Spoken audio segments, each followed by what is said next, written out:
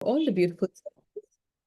Let's move on to another service, Bhagavad Gita Shloka reading and understanding. Today we will do two shlokas, 14.16 and 14.17, two shlokas. The services will be with Tara Mataji, Asha Mataji and Mitu Mataji. Hare Krishna. Karmana sukra tasyahu satvikam nirmalam phalam rajsastu phalam dukham agyanam tamasa phala. Next one. Satvat sanjayate jnanam rajaso lobha eva cha pramada mahaotam tamaso bhavato jnanam eva cha. Once again. Karmana sukra tasyahu satvikam nirmalam phalam rajsastu phalam dukham agyanam tamasa phala. 17. Satvat sanjayate jnanam rajaso lobha eva cha pramada mahao tamaso bhavato jnanam eva cha. Hare Krishna. Yes, Tara Mataji. Hare Krishna Mataji, Dandavat Pranam.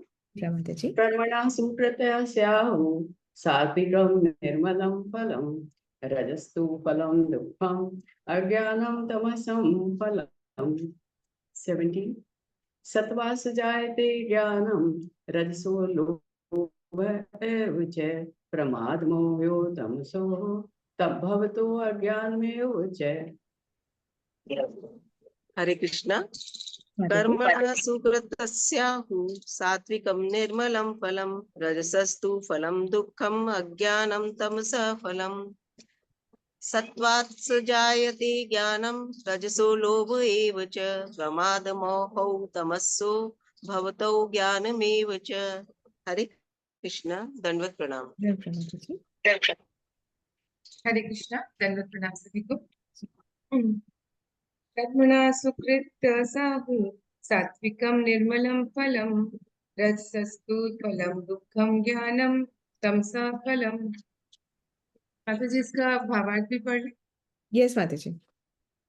पुण्य कर्म का फल शुद्ध होता है और सात्विक कहलाता है, लेकिन रजोगुण के संपन्न कर्म का फल दुख होता है और तमोगुण में किए गए कर्म मूर्खता से प्रतिफलित होते हैं। 17. सत्वां संजयते ज्ञानम राजसो लोभ एव च प्रमाद मोहो तमसो भवतो ज्ञानमेव च। सतोगुण से वास्तविक ज्ञान उत्पन्न होता है और रजोगुण से लोभ उत्पन्न होता है और तमोगुण से अज्ञान, प्रमाद और मोह उत्पन्न होते हैं। Hare Krishna Mataji. Thank you so much, Dandavat Pranam. कर्मणा शुक्र तस्याहु, कर्म का श्रेष्ठ पुण्य फल कहा गया है। सात्विकम निर्मलम फलम, सात्विक सुख, सात्विक मतलब कि सुख और ज्ञान, सुख और ज्ञान जहां पर है। निर्मल फल, राजसस्तु फलम दुखम, रजोगुण का लेकिन फल दुख। अज्ञानम तमस फलम, अज्ञान मतलब दुख है, अज्ञान है, ये क्या है? तमोगुण के फल है। अर्थात पुण्य तथा श्रेष्ठ कर्मों का पालन, कर्मों का फल तो सात्विक अर्थात सुख, ज्ञान तथा वैराग्य जैसे निर्मल है, किंतु रजोगुण में संपन्न कर्म का फल दुख तथा तमोगुण में संपन्न कर्म का फल अज्ञान ही होता है। नेक्स्ट वाले भी देख लेते हैं एक बारी वर्ड मीनिंग सिर्फ। सत्वात् संजायते ज्ञानम, सतोगुण से उत्पन्न होता है ज्ञान। सतोगुण से क्या आता है? ज्ञान। रजसो लोभ एव च, रजोगुण से लोभ निश्चय ही। प्रमाद महाओ तमसो, मतलब प्रमाद और मोह तमोगुण से उत्पन्न होता है। भवतो ज्ञान मेव च, होते हैं अज्ञान भी, मतलब अज्ञान भी उत्पन्न होता है। अब हमें लग सकता है ये कि क्यों ये बार बार ये एक ही गुणों के बारे में कभी क्या बता रहे हैं, कभी बार बार यही रिपीट करा जा रहा है। तो एक्चुअली में ये रिपीट इसलिए किया जा रहा है कि बहुत बार सुनने के बाद हम वो सुनने वाले बन पाते हैं, और बहुत बार सुनने के बाद हमें लगता है ये तो हम दूसरों के लिए अप्लाई करते हैं, और उसके बहुत बाद में फिर हम वो धीमे धीमे अपने लिए अप्लाई कर पाते हैं। तो इसलिए निरंतर इसको सुनने पे ही ये हमें हल्के हल्के समझ में आते हैं। तो अब हमें समझ में क्यों आनी, ये इतना इंपॉर्टेंट चैप्टर क्यों है? ये इतना इंपॉर्टेंट चैप्टर इसलिए है क्योंकि हमें कहीं ना कहीं लगता है कि हम सब इंडिपेंडेंट हैं, हमारी जो मर्जी आए हम वो काम कर सकते हैं। मेरे हिसाब से मुझे ये ठीक लगता है इसलिए मैं वो कार्य करती हूँ। पहली बात तो ये जो मेरे हिसाब से, जो हिसाब कहाँ से हुआ, ये हिसाब क्योंकि हम गुण में स्थित है इसलिए हिसाब बैठा है। हम तमोगुण में है, रजोगुण में है, सत्वगुण में है, वो हिसाब हम कैसे बैठा रहे कि मेरे हिसाब से ये सही है। तो हिसाब कहाँ से बैठा? हिसाब तब बैठा जब हमने एक गुण से अपने आप को एसोसिएट करा। तो अगर हम सत्वगुण में बैठे हैं तो हमारे सत्वगुण के हिसाब से कुछ होएगा। जितने भी हमारे अंदर अनर्थ है ना, काम, क्रोध, लोभ, मोह, मद, मत्सर, ये 6 हैं। तो जितने भी हमारे ये अनर्थ है हमारे अंदर, ये हमारे गुण के हिसाब से कम या ज्यादा होते हैं। जैसे कि जो काम वासना है, ये सत्वगुण को भी होगी परंतु उसका लेवल अलग होगा। ये रजोगुणी को भी होगी परंतु उसका लेवल अलग होगा, और तमोगुणी को भी होगी और उसका लेवल अलग होगा। इसी प्रकार से क्रोध, काम, क्रोध, लोभ, ये लोभ सत्वगुणी को भी होगा पर उसको अपनी स्पिरिचुअल एडवांसमेंट का लोभ होगा कि कैसे मैं और कथा सुनूं, कैसे मैं और अपने आप को अच्छा करूं, अपना कंपटीशन खुद से करेगा, ये लोभ उसका अपने से होगा। अभी रजोगुण का क्या होगा? इंद्रिय तृप्ति का लोभ होगा, और वो अपने अपने अपनों के लिए, इंद्रिय तृप्ति करने के लिए, सुख साधन सुविधा के लिए वो लगा रहेगा। कौन? रजोगुणी। और तमोगुणी तो अपना भी नाश करेगा और दूसरे का भी नाश करेगा, उसको सुनना ही नहीं है। तो हर जो अनर्थ है ये सब में है, सत्वगुण में भी है, रजोगुण में है और तमोगुण में भी है, तीनों गुणों में। पर तीनों की लेवल्स अलग अलग हो जाती है। एक ही इंसान में ये सब कुछ है और हर वक्त है, हर मनुष्य में सब कुछ है। जब हम सतोगुण में होते हैं तो हम हो सकता है थोड़ा क्रोध कम करें, परंतु जब हम वही रजोगुण में होते हैं तो हमें क्रोध ज्यादा हो सकता है, और तमोगुण में तो हम क्रोध में ही रहते हैं।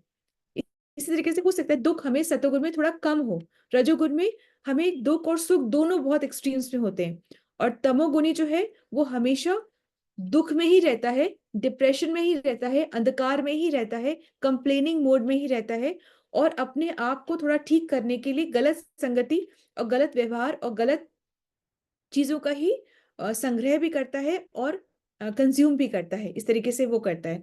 ठीक है, तो ये हम समझ पा रहे हैं ना कि ये जो गुण है ये हमें बांध के रखते हैं। तो हम कितना भी सोचे कि हम इंडिपेंडेंट हैं, पर हम इंडिपेंडेंट नहीं हैं। हम गुण को बांध कर, हमें गुण बांध कर रखते हैं। ठीक है। सेकेंडली, ये चैप्टर इसलिए इतना इंपॉर्टेंट है क्योंकि बाकी जो चीजें हैं ना उसको हम चेंज नहीं कर सकते। जैसे ईश्वर, जो भगवत गीता में और चीजें बताई जा रही है, ईश्वर हम चेंज नहीं कर सकते, वो है और रहेंगे हमेशा। उसमें हमारा कोई बदलाव हम नहीं कर सकते। समय जो है उसमें हम कोई छेड़छाड़ नहीं कर सकते। इसी तरीके से हम अपना जो हमारे प्रारब्ध है उसको हम ठीक कर सकते हैं। मतलब इस तरीके से जो ये बाकी सारी जो चीजें हैं ना उसमें हम ज्यादा छेड़छाड़ नहीं कर सकते, परंतु हम अपनी मेहनत से, अपने प्रयास से अपने गुण को हम में ऊपर उठ सकते हैं। ठीक है, हम अपने गुणों में ऊपर उठ सकते हैं। यदि हम तमोगुण में आ गए तो रजोगुण में जाएं, रजोगुण से हम सतोगुण में, सतोगुण गुण से हम विशुद्ध सत्ता में चले जाएं। तो अगर हम अपने गुणों को अपनी मेहनत से, अपने प्रयास से, अपनी चेष्टा से, अपनी लगन से इंप्रूव करें तो हमारा उद्धार हो जाएगा। इसलिए ये चैप्टर बहुत इंपॉर्टेंट है। ठीक है, जैसे आत्मा, परमात्मा, काल, कर्म, इसका हमें हम ज्यादा छेड़खानी नहीं कर सकते, परंतु इन गुणों में तो हम प्रोग्रेस कर सकते हैं ना। इस वजह से गुणों को हमको पहचानना, और फिर उस और पहचान करके हम क्यों बढ़ेंगे जब हमको पता चलेगा ना रिव्यूज क्या है, कि इसके कॉन्सिक्वेंसेस क्या है। जब हमें वो पता चलेगा ना तब हमको पता चलेगा कि नहीं, हमें कितना जरूरी है रजोगुण से सतोगुण में आना, और सतोगुण में आकर के भक्ति करना, विशुद्ध सत्वा में रहना, और तभी हमारा उद्धार होगा। तो ये समझना बहुत जरूरी है।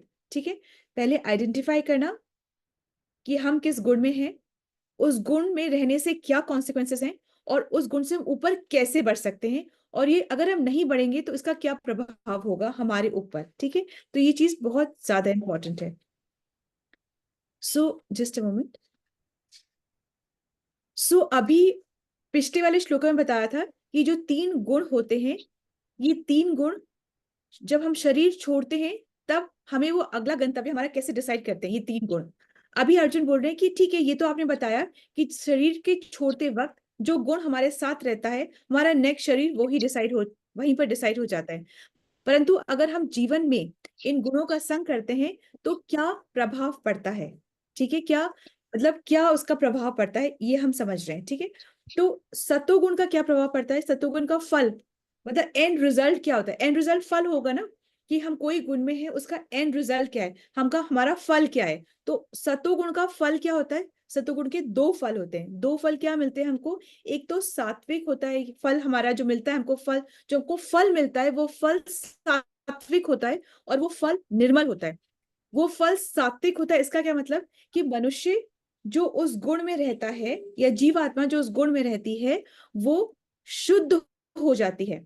मतलब धीमे धीमे सत्वगुण करते करते, जैसे सुबह उठना, सुबह ब्रह्म मुहूर्त में कीर्तन करना, भजन करना, भगवान का नाम जप करना, और ये सारी चीज क्या होती है, हमें शुद्ध बना रही है, हमारे को शुद्धता की तरफ ले जा रही है। तो हम इनका हमको नहा करके बैठना, दिन में 2 बार नहाना, प्रसाद ग्रहण करना, अपना व्यवहार ठीक रखना, ये सब हमें शुद्ध ही तो बना रही है। तो सबसे पहले शुद्धता आती है, ठीक है। सेकेंडली क्या होती है, फिर वो इंसान हमेशा थोड़ा सा ज्यादा सुखी दिखाई पड़ता है बजाय कि जो रजोगुण में है या तमोगुण में है, ठीक है। वो थोड़ा काम, कंपोस्ट एंड हैप्पी दिखाई पड़ता है, ठीक है। अग उसको पता होता है कि सुखी रहना भी एक तपस्या है, सुखी रहना भी एक तपस्या है। हर चीज हमारे मन से, हमारे हिसाब से नहीं होगी, परंतु उसमें भी अच्छा ढूंढना एक तप है। दूसरे जन्म में भी अच्छा ही ढूंढना ये एक तपस्या है। खुद भी खुश रहना एक तपस्या है। हमेशा एक जैसा नहीं रहता है, परंतु तप में रहना, हम सोच लें तो हम खुश रहते हैं, ये भी एक तपस्या है। इससे कृष्ण बहुत खुश होते हैं, ठीक है। और थर्डली क्या होता है, मोह से मुक्ति मिलती है। ये मोह क्या होता है, जो बोल रहे ना मोह, ये मोह क्या है, मोह क्या होता है, आसक्ति। मोह मतलब आसक्ति। आसक्ति, ओके। चीजों के प्रति देने लगे। ओके, लगाव, अटैचमेंट। हाँ अच्छा, क्या चीज, अटैचमेंट। अटैचमेंट। ठीक है, ठीक है। बेसिकली मोह का मतलब होता है इल्यूशन, जो नहीं है उसको सच मानना, जो सच नहीं है उसको सच मानना, ये मोह है, ठीक है। मोह मतलब ये सोचना कि मैं शरीर हूं, ये मोह है। मैं शरीर नहीं हूं, मैं एक जीवात्मा हूं, और जीवात्मा ना कभी मरी है ना मरेगी, ना कोई इसका कुछ नहीं हो सकता, बस शरीर चेंज करते रहते हैं, ठीक है। तो मोह मतलब होता है इल्यूजन, मतलब जो सच नहीं है उसको सच मानना, कि मैं ये शरीर हूं, ये सब मेरा है, ये सब मेरे भोगने के लिए है, ये मेरा परिवार है, ये मेरा घर है, ये मेरी संपत्ति है, ये मेरा बैंक बैलेंस है, ये मेरे रिश्तेदार हैं, ये मेरा घर परिवार है, ये मेरे बच्चे, ये सब मोह है। ये एक लिमिटेड पीरियड के लिए है, और ये हमसे सब, जब डेथ के समय सब छिन जाएगा, कुछ हमारे साथ नहीं जाएगा, ये सब हमसे ले लिया जाएगा। ये मेरा है ऐसा सोचना मोह है, ठीक है, ये मोह है। अब जब गुरु की जो वाणी जब हम सुनते हैं, जब हम, ध्यान से सुनेगा, जब हम गुरु की वाणी जब हम सुनते हैं, तब हमें हो सकता है बहुत तकलीफ पहुंचे, हमें बहुत दर्द हो, और हमें बहुत अच्छा नहीं लगे, क्योंकि गुरु की वाणी हमारा मोह भंग करती है। गुरु की वाणी बताती है कि ये सब जिसको हम अपना मान के बैठे हैं एक्चुअली अपना है ही नहीं, ये सब दुख का ही कारण है, चाहे क्यों ना हमारे रिश्ते क्यों ना हो। भौतिक जगत में बताते हैं कि रिश्तों को बनाओ, रिश्तों में सुख है, ये सब। आध्यात्मिक जगत की जो सच्चाई की जो बात है, रिश्ते ही दुख का कारण है। ये हमें अब सब चीजों को भोगने की जो प्रवृत्ति है ना, कि ये सब मेरा है, ये जो मोह है, ये मोह ही दुख का कारण है, ठीक है। ये सब दुख का कारण है।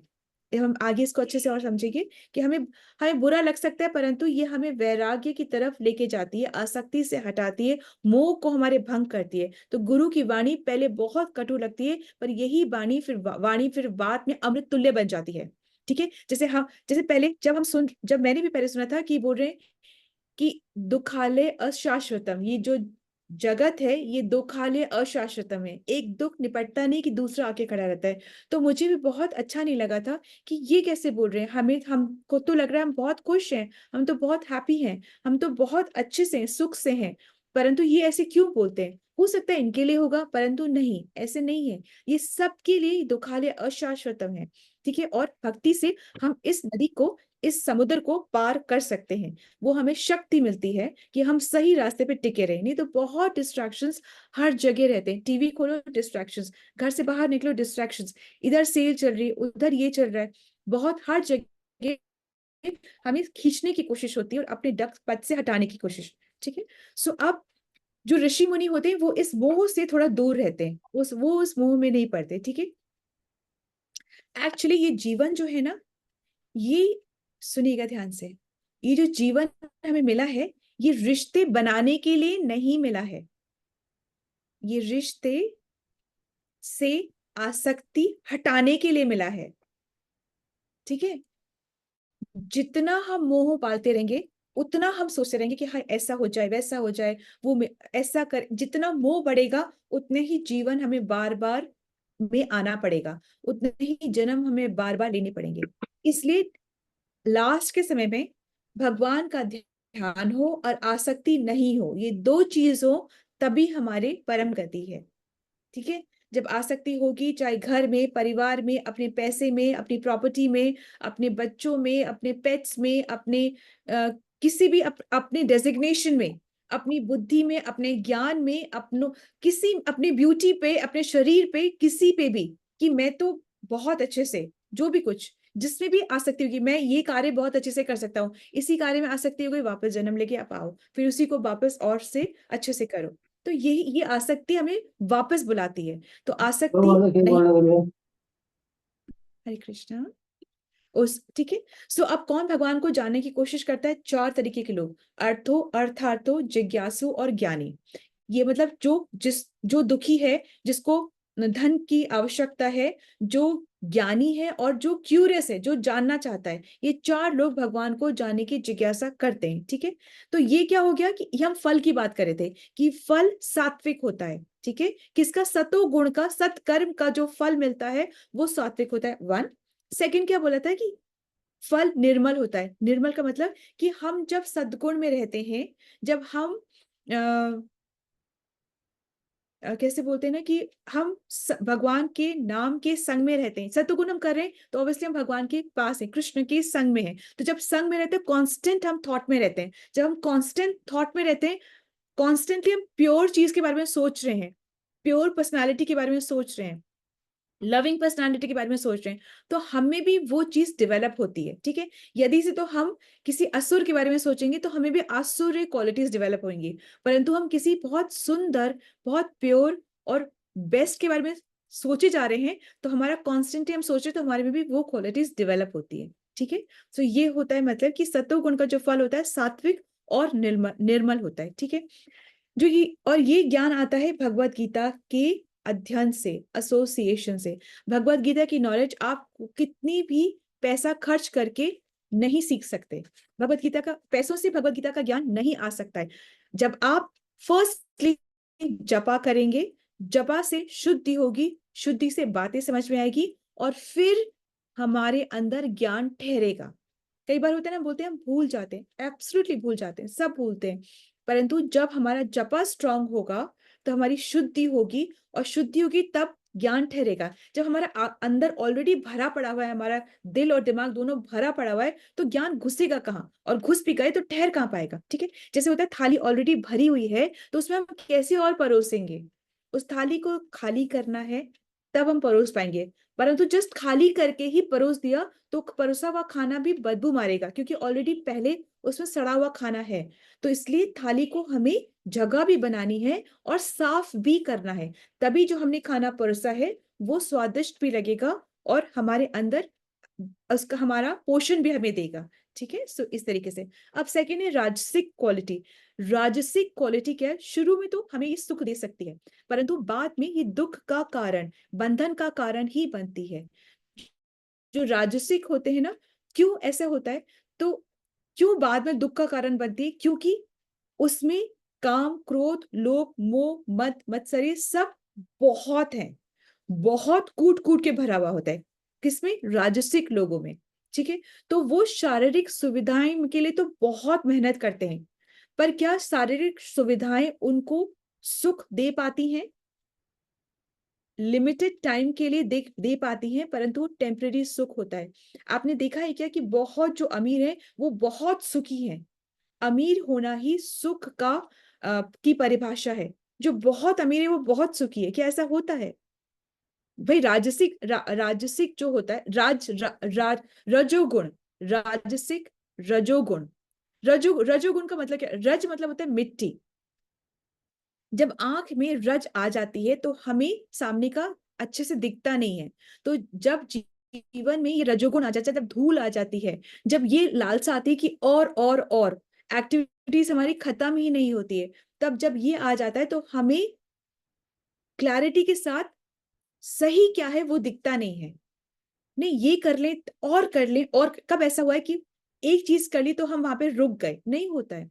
और के बाद और आगे की इच्छा होती है, फिर और आगे की इच्छा होती है। ठीक है, इस तरीके से हम सुख सुविधा बढ़ाते जाते हैं, परंतु उसके साथ हम अशांति को भी इनवाइट करते हैं। ठीक है, अशांति, एंजाइटी, स्ट्रेस, इस चीजों को भी हम इनवाइट करते हैं। ठीक है, जैसे काम क्यों प्रॉब्लम क्रिएट करता है? काम एक ऐसा काम मतलब किसी चीज के लिए तीव्र इच्छा, तीव्र इच्छा, काम मतलब डिजायर, बहुत ज्यादा इच्छा किसी चीज की। ठीक है, तो काम एक जुनून होता है जो हमें, किस चीज का जुनून होता है? भक्ति का जुनून नहीं होता है यहाँ पे।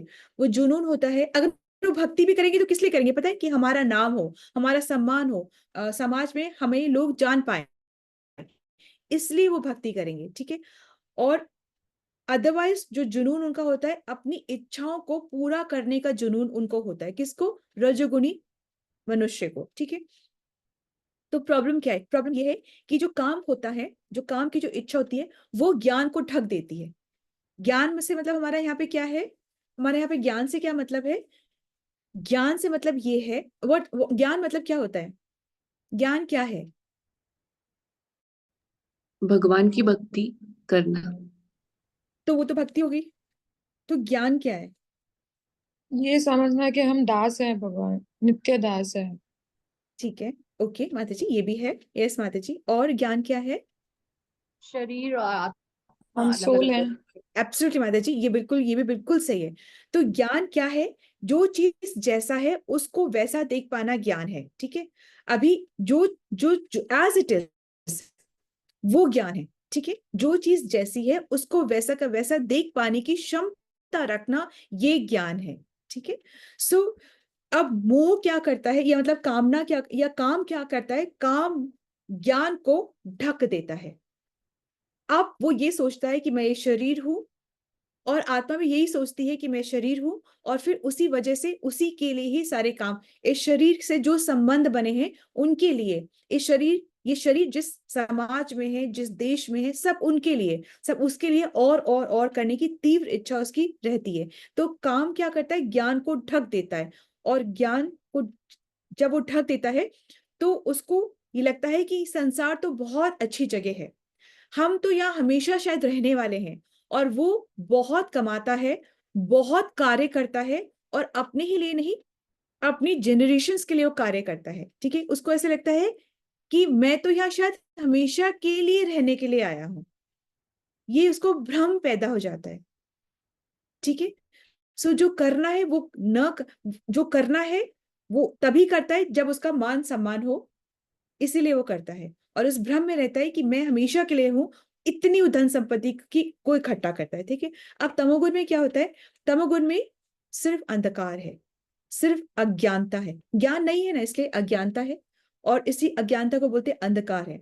उसके जो सारे कर्म होते हैं, वो कर्म जो होते हैं उसको नीचे ही नीचे ले जाते हैं, पशु योनि में या मूर्ख योनि में ही उसको ले जाते हैं। ठीक है, बल्कि कहा जा रहा है कि जो एजुकेशन सिस्टम जो अभी प्रेवलेंट है, तो वो एजुकेशन सिस्टम भी कहीं पर ये सिखाया ही नहीं जा रहा है कि हम जो हैं उसका उद्धार होगा कैसे, और ना ही ये बताया जा रहा है कि अगर हमें किसी की मदद करनी है तो एक्चुअल तरीका क्या है किसी की मदद करने का। पहले बोलते हैं ना, खुद ऑक्सीजन से अपने मुंह पे लगाओ और फिर दूसरे की मदद करो। ना हम जानते हैं कि हमारी मदद कैसे होगी, ना हम जानते हैं कि दूसरे की मदद कैसे होगी। हमें ये समझना है कि हम आत्मा हैं, और आत्मा की शुद्धि से ही हमारी मदद होगी, और दूसरे की मदद भी दूसरे की आत्मा की शुद्धि से ही होगी। इस तन को ढकने के लिए ब्रांडेड क्लोथ्स किसी को गिफ्टिंग करके, या इस तन को ढकने के लिए हम बहुत कमाएं, बहुत अपनी इच्छाओं को पूरी करें, उससे कुछ नहीं होने वाला है। ठीक है, भगवान क्या कहते हैं कि वो फ्रेंड ही नहीं है जिसके बीच में मैं नहीं हूं। वो रिश्ता कोई रिश्ता ही नहीं, चाहे वो हस्बैंड वाइफ का रिश्ता हो, चाहे भाई बहन का रिश्ता हो, बहन बहन का हो, माँ किसी का भी हो, वो रिश्ता वैलिड है ही नहीं अगर उसके बीच में मैं ना हूं। हस्बैंड वाइफ के बीच में कृष्णा, सिस्टर्स के बीच में कृष्णा, ब्रदर सिस्टर के बीच में कृष्णा, टीचर स्टूडेंट के बीच में कृष्णा, फ्रेंड्स के बीच में कृष्णा, हर के बीच में जिसमें कृष्णा है वही फ्रेंडशिप वैलिड है और वही आगे तक भी जाने वाली है। वरना इसका इट्स अ टाइम वेस्ट। बाकी सारी चीजें इट्स अ टाइम वेस्ट। ठीक है, वो काल के साथ सब खत्म हो जाएगा, वो कुछ नहीं बचने वाला। जो इन्वेस्टमेंट करेंगे वो काल के साथ सब खत्म हो जाएगा। ठीक है, एक छोटी सी स्टोरी है। एक शिकारी, उसका नाम था मृगारी शिकारी। सो वो क्या करता था, वो ऐसे जानवरों को शिकारी ना, तो जानवरों को मारता था और अधमरा होकर के उसको छोड़ देता था, उसको पूरा नहीं मारता था। और जब वो जानवर तड़पता था, जैसे एक काट दिया थोड़ा सा, अब वो तड़पा, वो उसकी तड़प को देख के इसको बड़ा मजा आता था, तो इस तरीके से करते रहता। तो सारे जानवर डर डर के भागा करते थे, क्योंकि ये बहुत बलशाली और बहुत स्ट्रेटेजी से ही मारा करता था। तो एक बार नारद मुनि वहां से गुजर रहे थे, तो उन्होंने बोला कि तुम ये क्या करते हो। बहुत बहुत प्यार से बोलते हैं कि हे गोसाई, तुम ये क्या करते हो और तुम ये क्यों करते हो। तो बोले, बहुत प्यार से बात करते हैं। ठीक है, तो उसने बोला, रेगारी ने बोला, मैंने यही अपने पिता से सीखा है, तो हम यही करते हैं, हमें कुछ और करना आता नहीं, हम यही करते हैं। तो बोले कि तुम इनको पूरा क्यों नहीं मार देते। देखो, नारद मुनि ने ये नहीं बोला कि तुम मारते क्यों हो। ठीक है, तुम्हारा अगर तुमने यही सीखा है, तुम्हारा प्रोफेशन है, तो तुम उसको पूरा क्यों नहीं मार देते हो। ठीक है, तो बोले कि बोले बोले कि देखो तुम, फिर उनको एक मेडिटेटिव जोन में लेके जाते हैं, मतलब कि एक उनको दृष्टांत दिखाते हैं, जहां पर ये सारे जानवर जिसको कि मृगारी ने मारा था, वो लेकर के, मतलब एक शार्प ऑब्जेक्ट लेकर के खड़े हुए हैं, वेट करें कि कब ये मरे, आए और हम इसको फिर मारे, मतलब कब हमारा टर्न आए इसको मारने के लिए। तो ये सब वेट कर रहे थे। ये दृष्टांत देख करके, सबको शार्प ऑब्जेक्ट्स लेके देख करके मृगारी डर जाता है। बोले, मैं क्या करूं, मैंने तो और कुछ सीखा नहीं, अब मैं क्या करूं, आप ही बताइए। तो नारद मुनि कहते हैं कि तुम अब इस अपनी जो तलवार है, जो भी मारने का जो ऑब्जेक्ट है, तुम उसको छोड़ दो। तो वो बोलता है, मैं इसको छोड़ दूंगा तो अपने परिवार का पोषण कैसे करूंगा। तो नारद मुनि कहते हैं, तो इसके लिए प्रभुपाद ने बहुत अच्छा बताया कि हमें लगता है कि हम जो धन जिस भी तरीके से कमाते हैं, वही हमारे मेंटेनेंस का जरिया है। ठीक है, एक्चुअली ये बहुत बाद में शायद हमें समझ में आएगी बात, परंतु भगवान ने इस सृष्टि की जो रचना करी है, इस रचना में जितने भी जीवात्मा है, उनका पालन पोषण का जिम्मा भगवान ने खुद से ले रखा है। जो हम ये इतना सोचते हैं ना कि हम किसी को दान में खाना खिला दें, ये कर लें और तभी वो, तो हम कितना खाना खिलाने की प्रॉमिस कर सकते हैं किसी को, 1 टाइम, 2 टाइम, 3 टाइम, कुछ महीना, 1 महीना, 4 महीना, 2 साल, 5 साल, हम क्या जीवन भर किसी का भी ले सकते हैं कि हम उसको दान में खाना खिलाते रहेंगे। हम नहीं कर सकते, या एक जीवात्मा की कर सकते हैं। परंतु भगवान कहते हैं कि मैंने सबकी व्यवस्था करी है, सारे पशु पक्षी जो जंगल में है, जितने भी हैं, मैंने सबकी व्यवस्था करी हुई है। तुम इतना मत टेंशन में आओ, तुम अपना भला सोचो, और तुम्हारा खुद का भला कैसे है? हरि नाम जप में भला है। तो इस कहानी का तात्पर्य ये है कि जो मृगारी ऋषि है वो भी भक्त बन जाता है, और एक बार जब नारद मुनि आते हैं तो मृगारी ऋषि देखते हैं कि ओ, मेरे गुरु नारद मुनि आए, तो जाने की कोशिश कर रहा होता है उनके पास, उनको दंडवत प्रणाम करने के लिए। तो देखता है रास्ते में बहुत सारी चींटियां हैं, तो पहले वो चींटियों को साफ करता है और फिर आगे जाके दंडवत प्रणाम करता है। तो नारद मुनि मुझे पूछते हैं कि तुम क्या करे थे, तो बोले थे, मैं चींटियों को साफ करते, जैसे मेरे से उनकी हत्या या प्राण में मुझसे मेरी वजह से ना उनके चले जाए। तो कहने का तात्पर्य कि कोई भी, किसने भी, कितने भी पाप क्यों ना करे हो, ऐसा नहीं सोचेंगे कि मैंने तो बहुत नॉनवेज खाया है, अब मैं भक्ति नहीं कर सकती। नहीं, कितने भी पाप करे हो, कुछ भी क्यों ना करा हो, माला कभी भी पकड़ लो और उसके बाद से आपकी गति, मतलब परम गति का रास्ता खुल जाता है, जो द्वार है वो खुल जाते हैं। So Hare Krishna, this the understanding from today's shloka. So Srila Prabhupada की जय, श्रीमद् भगवद गीता की जय। Let's move on quickly to another service. If we